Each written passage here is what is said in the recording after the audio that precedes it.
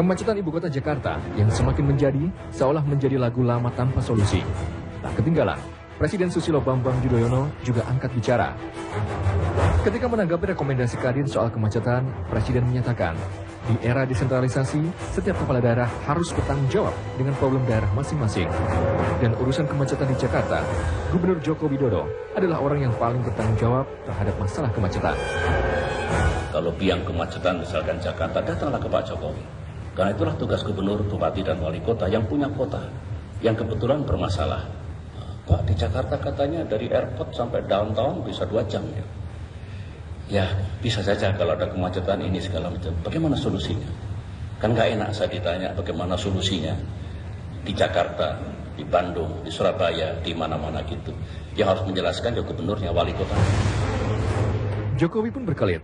Menurut mantan wali kota Solo tersebut, masalah kemacetan Jakarta tidak hanya menjadi tanggung jawab pemerintah daerah, namun pemerintah pusat juga harus ikut menanggungnya. Selain itu, kebijakan pemerintah soal mobil murah diprediksi semakin memacetkan jalanan ibu kota.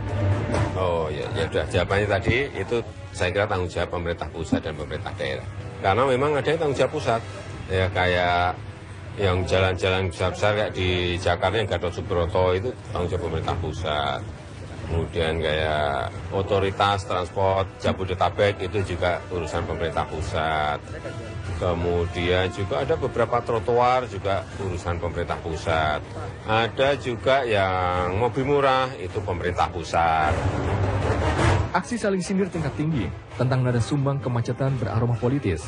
Ya, pernyataan Presiden SBY dituding sebagai usaha untuk menurunkan citra Jokowi di tengah badai yang terus menggerus elektabilitas Partai Demokrat.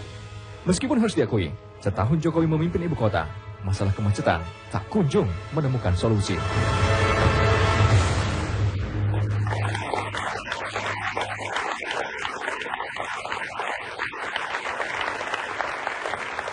Selamat malam, inilah debat saya Alvito Dinova Gintings. Karena kita sangat dekat dengan kemacetan, terutama Jakarta dan kota-kota besar di seluruh Indonesia, khususnya di kota-kota yang menjadi sentra kepadatan penduduk, katakanlah Surabaya, Medan, Makassar, Bandung, dan seterusnya, maka polemik antara dua orang pejabat publik, Presiden Susilo Bambang Yudhoyono dan Gubernur DKI Jakarta Joko Widodo, menjadi menarik untuk dicermati dan kemudian juga mendulang pro dan kontra. Sebenarnya salah siapa kemacetan di Jakarta ini? Kalau saya tanya dulu sama Kang Yayat, salah siapa sebenarnya? Salah kita semua. Salah kita semua. Yang bertanggung jawab untuk menyelesaikan? Sebetulnya untuk tanggung jawab ini itu tidak hanya bisa dipersalahkan kepada salah satu pihak. Karena pusat maupun daerah itu harus bersinergi. Walaupun tadi ada statement Presiden mengatakan bahwa itu tanggung jawab daerah, tapi intinya mungkin Presiden agak sedikit alpa bahwa semua undang-undang kita itu pasti ada kata pembinaan. Nah, fungsi pembinaan itulah yang mungkin bisa dilakukan oleh pemerintah pusat melalui Presiden dengan menteri-menteri untuk membantu pemerintah daerah. Nah, di sini kita harus lihat sebetulnya tiap kota itu punya rencana untuk mengatasi persoalan kemacetan. Nah, ketika apa yang disampaikan Pak SBY itu tidak tepat, tanggung jawab pemerintah daerah, tanyakan kepada Pak Jokowi kalau kemacetan. Ya, persoalannya kan pertama yang kita katakan kalau macet di Jakarta itu sudah lama terjadi kan. Kenapa nggak dari dulu itu solusinya dilakukan? Padahal dari masanya Bang Yos sudah ada rencana pola transportasi makro di Jakarta untuk mengantisipasi kejadian 2014 ini yang diperkirakan akan lumpuh total. Kemudian sudah ada konsep ya, sudah ada Pergub 103 tahun 2007 tentang pola transportasi makro dan pentahapannya. Kemudian pada masa Bang Foke itu agak sedikit stagnan karena beberapa kebijakan tidak dituntaskan. Baik. Bagaimana tanggapannya Bang Sultan? Begini, ini polemik bukan polemik antara Pak SBY dan Jokowi, enggak. Kalau kita lihat itu yang dikatakan pemerintahan itu adalah dari presiden sampai lurah itu pemerintah. Jadi Pak SBY di sini ditanya oleh kawan-kawan dari Kadin tentang parahnya macet di Jakarta. Pak SBY hanya menyampaikan proporsional. Kalau untuk Jakarta, macet itu bukan lempar tanggung jawab ini. Kalau macet, tanyakan kepada Pak Jokowi di Jakarta. Kalau artinya Bandung, Presiden Pak tidak Aher. punya kuasa, tidak punya... Begini, setelah nanti kepala-kepala daerah ini ya membuat perencanaan, kalau ada yang perlu dari pusat, kan bersinergi. Sampaikan melalui APBD-nya, mulai pembangunan daerahnya, kan ada begitu. Jadi sinergi. Oleh sebab itu, jangan dikotomikan ketika pusat-pusat daerah tidak. Memang ada kebijakan undang-undang otonomi daerah sekarang. Semua daerah itu kuat. Tapi di daerah itu ada namanya jalan provinsi, itu daerah. Ada yang dikatakan jalan negara pusat. Maka ini yang dikatakan sinergi. Pak Presiden, Pak SBY menyampaikan, menyarankan, mengingatkan sebagai seorang bapak kepada anak-anaknya, bukan kepada Pak Jokowi saja. Jadi yang muncul sekarang seolah-olah Pak SBY dengan Pak Jokowi itu yang repot kita. Nggak ada itu. Nggak ada itu, Bang. Nggak ada. Bang Effendi nggak ada itu, Bang. Ya, Nggak ada itu. Jadi sebenarnya tidak seperti menyerang Jokowi. ya saya kira ada benarnya Pak Sultan bahwa ini kan menjadi seksi kan karena ada SBY, ada Jokowinya. Persoalan macet tadi disampaikan oleh beliau memang sudah menjadi persoalan klasik. Dan saya kira tidak salah juga seorang presiden menyampaikan itu dalam forum apapun. Itu memang masih ranahnya presiden. Nah ini yang menjadi tadi saya lihat di prolognya TV One ini kan kalau dikait-kaitkan dengan versus SBY dengan Jokowi. Seolah-olah tanggung jawab seorang presiden dengan Jokowi sebagai gubernur yang seolah-olah saling lempar tanggung jawab ya. Nah kalau kita melihat pembagian di Undang-Undang 29 yang bersifat lex spesialis tentang ibu kota memang tidak sepenuhnya kewenangan pemerintah provinsi DKI itu ada di gubernur DKI. Masih ada di tingkat provinsi ini yang dikendalikan kewenangannya oleh pemerintah pusat. Itu yang kemudian oleh Pak Jokowi direspon, ya monggo seperti hal-hal yang bersifat kebijakan pusat, mari berpihak juga gitu. Kita lihat kebijakan yang terakhir bagaimana pemerintah pusat serta-merta menggelondorkan mobil murah ya berebutan ya pasti secara teoritis akan memperkeruh karut-marutnya transportasi di Jakarta. Kemudian di sisi lain Jakarta yang tadi oleh beliau disampaikan bahwa sebenarnya sejak Undang-Undang 29 dilahirkan 2007 sudah lahir pergubnya juga. Tapi zaman Foka tidak sama sekali tidak dilaksanakan. Yaitu misalnya pemenuhan transportasi busway sampai 15 koridor, ya kemudian monorail, kemudian MRT dan juga transportasi sungai dan sebagainya. Nah di sini saya melihat kalau saya tidak salah saya potong. Kalau saya tidak salah dalam statementnya Pak SBY mengatakan bahwa ini kan sekarang era desentralisasi. Kalau misalnya ada kemacetan di Surabaya dan segala macam tanyakan ke wali kotanya. Kalau misalnya di Jakarta kemacetan tanyakan kepada Jokowi.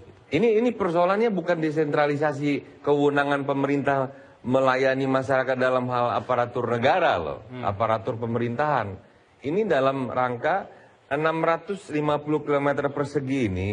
Teritorialnya ini tidak sepenuhnya itu kendalinya ada di gubernur, walaupun dia otonomi di tingkat provinsi.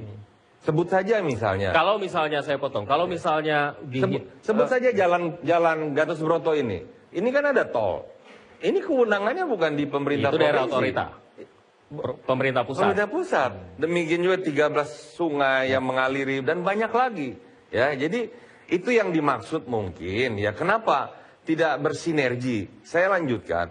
Ketika DKI meminta agar memenuhi 15 koridor dengan sendirinya penambahan armada busway, ada 1.000 kemudian Kopaja yang sudah dimodernkan dengan 3.000, kan ada kerjasama harusnya dengan pemerintah pusat untuk mensuplai BBG-nya.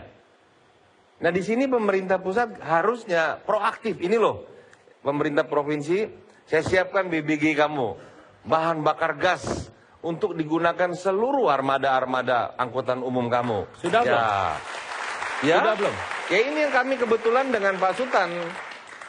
Kita proaktif kok jemput bola. Jadi gini, apa yang disampaikan Pak Effendi Simbolon itu sama dengan satu komisi saya tentang energi. Tapi beda partai tetap kan? Beda partai kalau tujuannya mulia kan nggak ada masalah kan. Karena mulia itu kita harus break dulu, kami akan kembali sesaat lagi. Tetaplah bersama kami.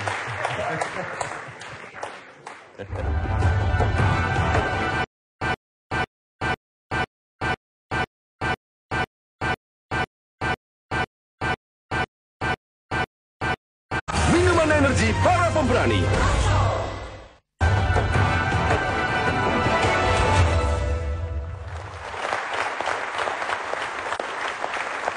Saya mau ke Bung Saleh Daulay dulu.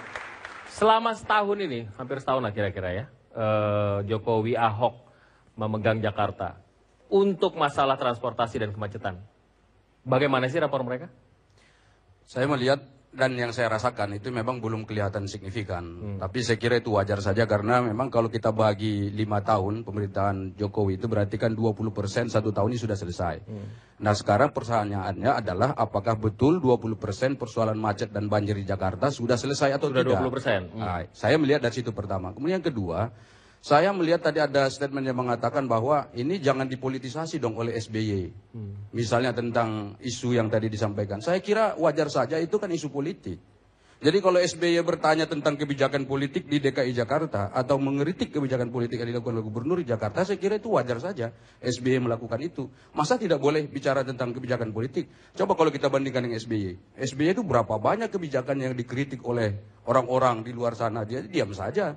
Nah saya kira kalau justru yang seperti ini memang harus dipolitisasi. Dipolitisasi artinya untuk mengingatkan Jokowi bahwa ada PR yang luar biasa besar yang harus dituntaskan dan kalau tidak salah merupakan janji-janji utama Jokowi ketika itu.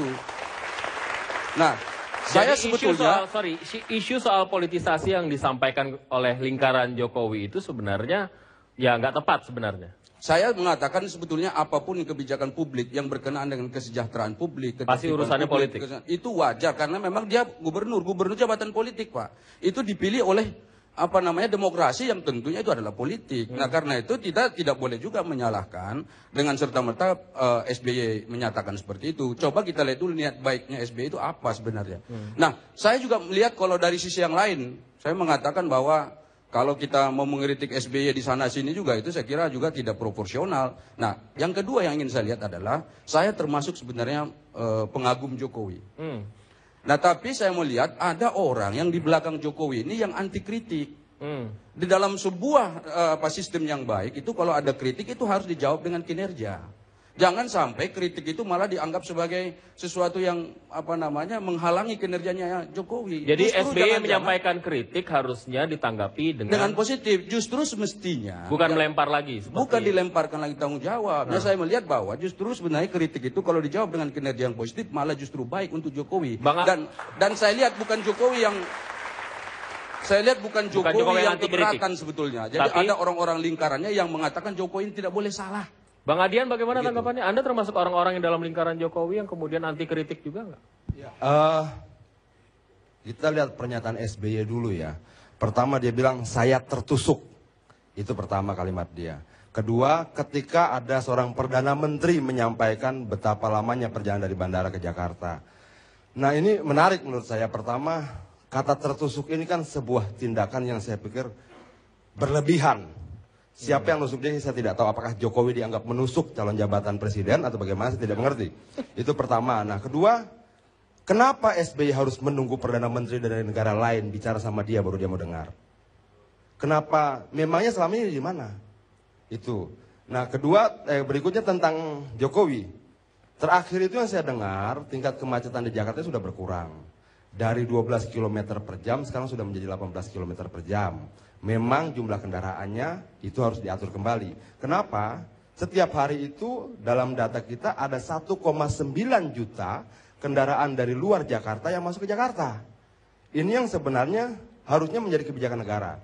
Betul yang dibilang Abang Effendi Simbolon tadi kan ada levelnya. Ada jalan negara, ada jalan provinsi, jalan kecamatan, sampai jalan desa.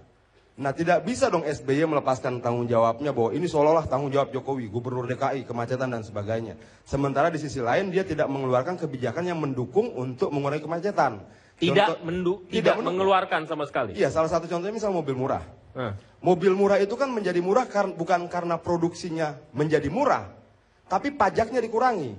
Nah, masalah kenapa kemudian untuk pajak angkutan umum tidak dikurangi? Iya. Misalnya. Sebentar Bang, aku potong. Ya. Coba ditanggapi dulu. Apa yang mau Anda Sebentar. sampaikan? Misalnya gini, pajak bajai misalnya. Pajak masuk untuk bajai itu sampai 45%. Sementara pajak untuk kendaraan pribadi yang berjulukan mobil murah itu bisa dikurangi sampai 30 juta rupiah. Ya. Loh, ini pro angkutan massal atau pro kendaraan pribadi? Silakan.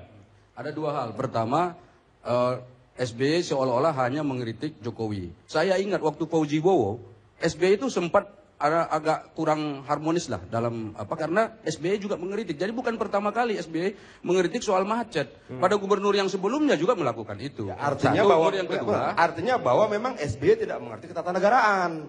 Yang kedua, dia harus mengerti bahwa semua punya kapasitasnya masing-masing. Tapi gini, saya belum selesai. Bukan, saya juga belum selesai, tadi sudah Anda potong. Nah, artinya bahwa SBY kalau memang mengkritik gubernur ke gubernur, dia memang coba cari kambing hitam dari kegagalannya dalam mengelola bangsa ini dengan melemparkan tanggung jawab pada Jokowi. Ini kalau betul ada kritik pada Foke. Sebentar Bang, ini yang harus jawab Ruhut Sitompul. Bagaimana Bang jawabannya? Nanti saya ke Anda lagi. Silakan. Terima kasih Bang. Jadi yang saya mau katakan begini. Sekali lagi, Pak SBY itu sayang sama Jokowi. Itu harus digarisbawahi. Kenapa? Beliau selalu mengajarkan kami siap menang, siap kalah. Dan kami kalah di DKI. Yang menang itu PDI Perjuangan dan sahabat kami Gerindra. Dan beliau sudah menang. Jadi waktu acara Kadin itu, seperti apa yang dikatakan Adrian Napitupulu, kepala-kepala negara menanyakan, kok Jakarta ini macet? Kan itu. Disitulah Pak SBY bukan hanya kepada Pak Jokowi, tapi kepada seluruh kepala daerah, gubernur, bupati, wali kota. Itu satu. Yang kedua, betul apa yang dikatakan sahabat saya yang pertama. Saya ini BTL semua ini. Ya. Saya mau mengatakan begini, para batak tembak langsung, aku juga batak tembak langsung. Nah, aku lewat Medan, Bang. Sebentar. Serius betul nih, apa yang dikatakan saya. Mungkin kalau Jokowi dia sahabat saya kok. Saya terakhir Pak Luhut Panjaitan ngawini anak saya ketemu. Gimana kritikan gua? Bang, kurang keras bang. Pendeknya biar mencampur saya, dia senang kok dikritik. Jadi kita jangan gimana. Tetapi apa yang dikatakan Pak SBY itu betul. Pernah nggak dengar calon presiden kampanyenya kalau aku presiden jalan tidak macet? Nggak pernah. Dia kepala wawasan Nusantara dari Sabang sampai Papua. Kepala negara, simbol negara. Tetapi inilah mungkin lingkungan Jokowi. Udah pusing dengan janji-janjinya. Kan itu. Janji Pak Jokowi, rajin kita nonton TV One dan TV-TV lain. Bukan hanya jalan macet. Penggusuran, banjir. Ya. Ingat, kemarin rame gusur. Apa yang terjadi? Pak Jokowi, kau gusur kami. Padahal kami pendukung kau, Jokowi. Dulu janji kau tidak ada gusur. Kan itu. Begitu juga. Kalau aku nanti jadi gubernur, tidak ada itu ngeong-ngeong. Tahu ngeong-ngeong? Forriders. Sekarang muka belakang pakai forriders. Inilah janji-janji yang dia nggak bisa tepati. Jadi betul apa yang dikatakan, lingkungannya panas, Jokowinya nggak panas kok. Silakan. Enggak, yang merasa panas, merasa panas. Ya. Saya kira apa yang dikatakan tidak sejalan dengan yang dilakukan. Tadi kalau dikatakan Pak SBY atau Bung Ruhut ini sayang sama Jokowi, kalau saya melihatnya omong kosong. Karena tidak sejalan kalau cuma manis di bibir dengan tindakan. Kenapa saya katakan begitu? Ya. Apa yang disampaikan oleh Presiden di depan para pengusaha itu, ya jelas-jelas insinuasinya nyalahkan Jokowi kok. Ya. Dan yang disebut semua itu gubernur bukan Demokrat. Ya toh? Ini jelas-jelas politis. Jadi cobalah apa yang dikatakan satu dengan tindakannya. Nah, kalau benar Presiden ya sayang sama Jokowi, kita semua udah tahu kok. Di tahun 2000 saja di Jakarta ini ada hampir 7 juta kendaraan. Kalau satu kendaraan 4 meter, Pak, ya, itu butuh 26.800 kilometer. supaya bisa Sudah jalan. dihitung beneran tuh? Sudah benar. Oh, udah. Padahal jalan di Jakarta ini cuma 7.200 km. Jadi hanya orang gila yang mengharapkan nggak macet. Apalagi Pak, ditambah dengan mobil yang seolah-olah murah itu. Ya toh? Boleh saya potong, Pak? Itu sebentar dulu dong. Ya, jadi Nah, saya tadi Anda ngomong, saya selesai dulu. Ya. Jadi nggak satu nih antara apa yang diucapkan dengan tindakannya. Oke. Ya, saya kira itu penting. Oke, jadi begini. Tahu nggak semua para penonton? Jokowi di Solo. SMK, tahu nggak? Mobil murah kan? Oh, saya potong dulu. Tidak. Tunggu dulu. Itu tidak mobil murah, itu mobil nasional. Pisahkan dong. Mobil nasional mesin Cina. Tidak. Mesinnya. Bentar. Aku mau tanya. Jangan Anda belajar di luar konteks. Jangan ya? marah. Nggak, jangan di luar Sabar konteks. dulu. Jangan di luar konteks. Bukan. Jangan di luar konteks. Tadi Bukan. Anda katakan kita bicara mobil murah. Jokowi kita jadi tidak masuk di situ, Pak. Ini kita nggak dengar ini kalau dua-duanya bicara satu-satu. SMK. Nah, itu enggak gini. Udah, stop dulu. Sebentar. Ini semua orang tahu. Bang, ini oper dulu, oper bola. Kita belajar bedain mobil murah dengan mobil nasional. Sabar dulu di boncengan, gantian. Nanti kita break dulu, kami akan kembali sesaat lagi. Tetaplah bersama kami. Bang Sultan habis ini.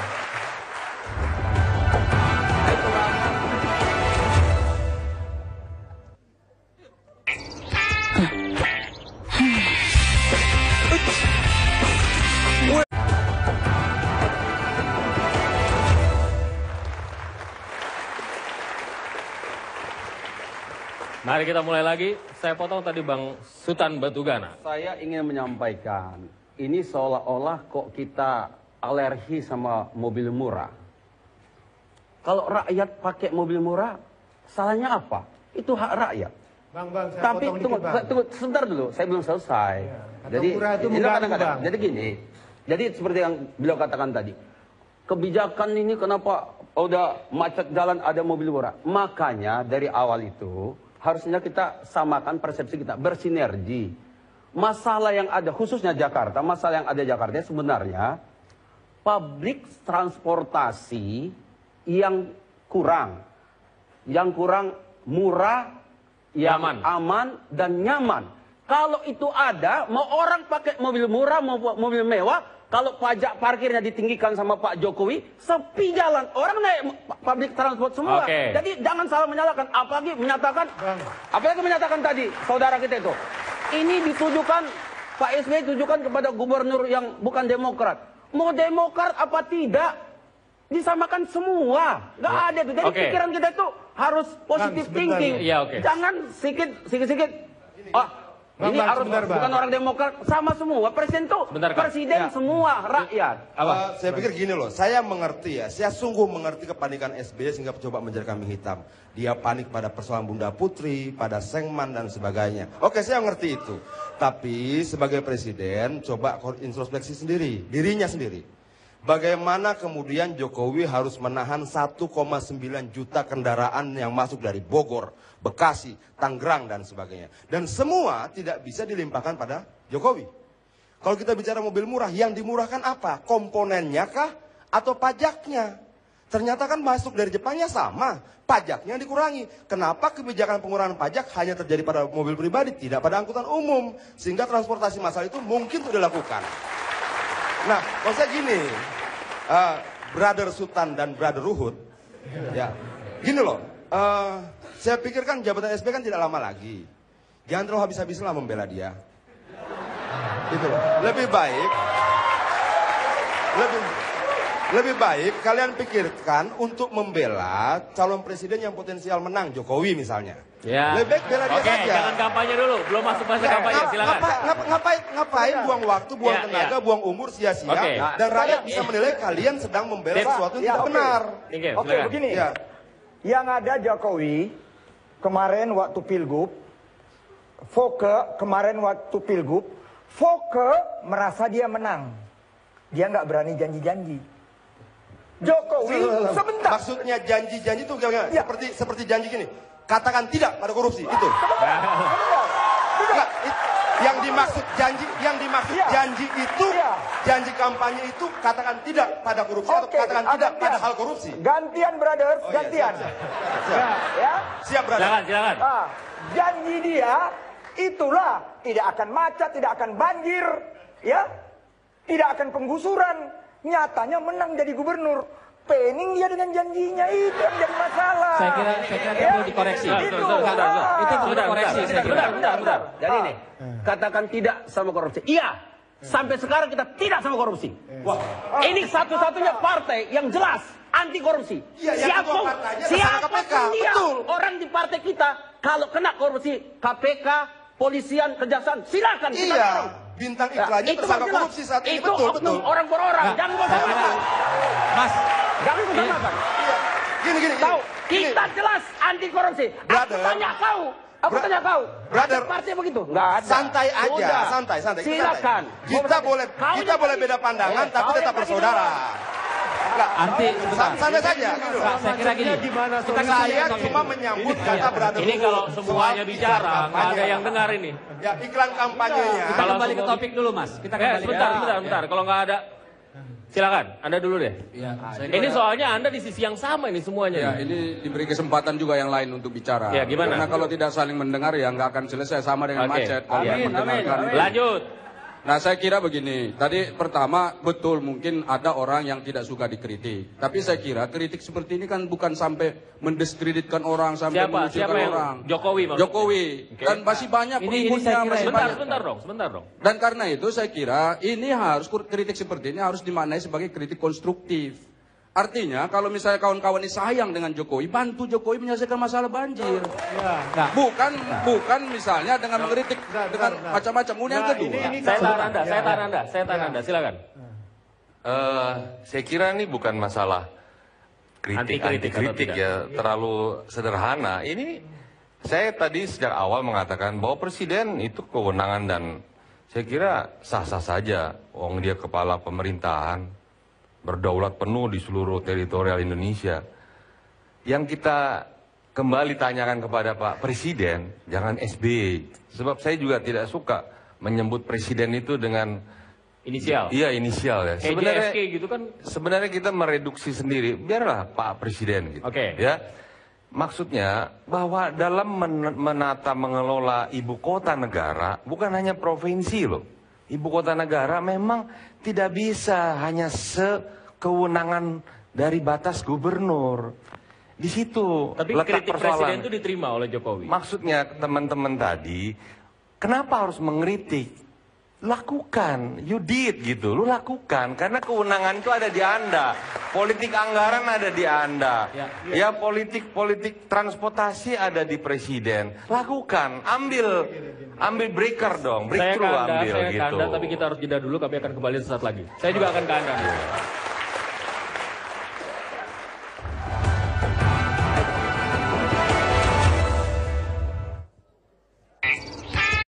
Electrolytes and 1,000 milligrams of vitamin C.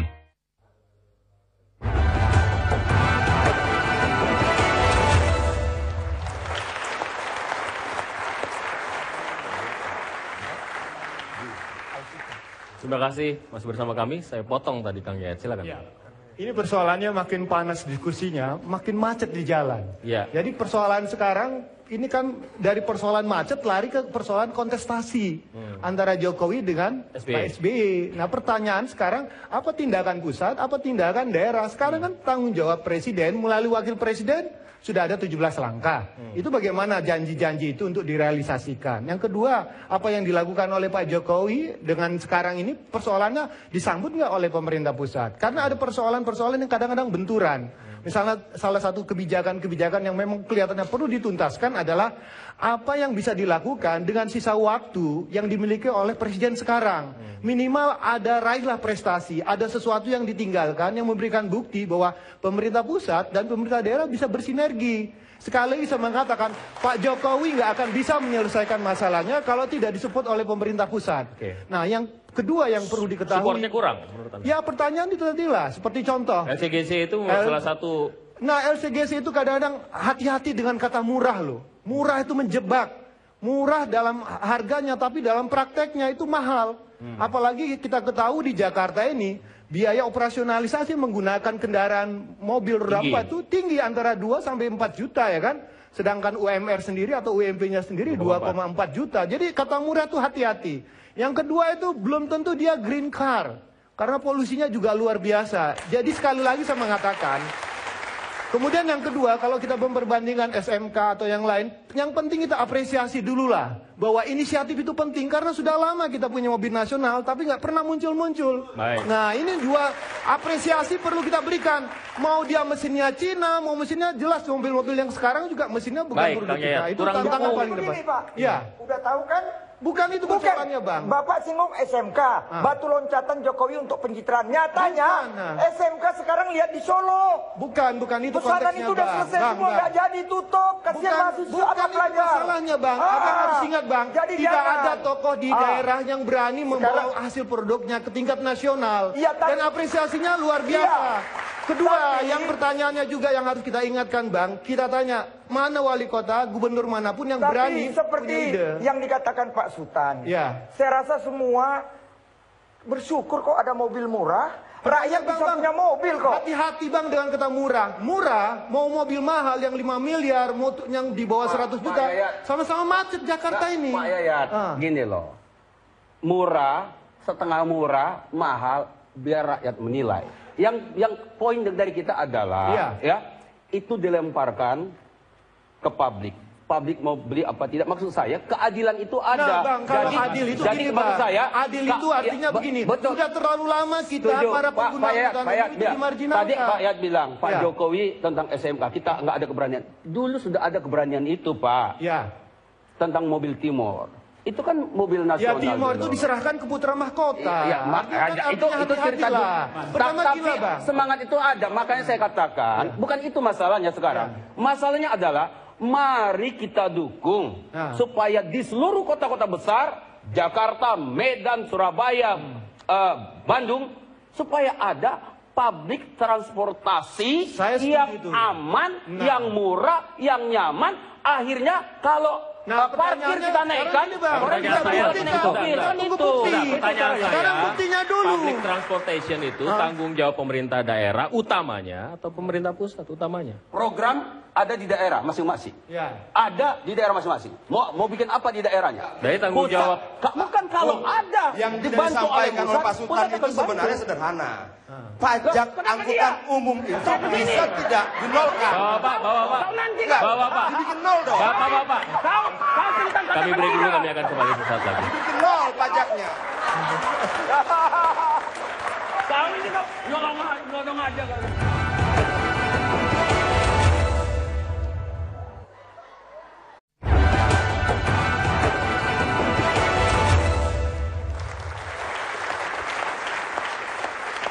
Bung Dodi Sitorus.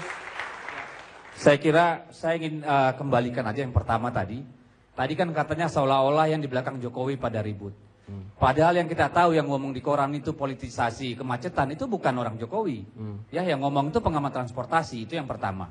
Yang kedua, ya, saya melihat bahwa lagi-lagi tadi tidak satu kata dengan tindakan, ya.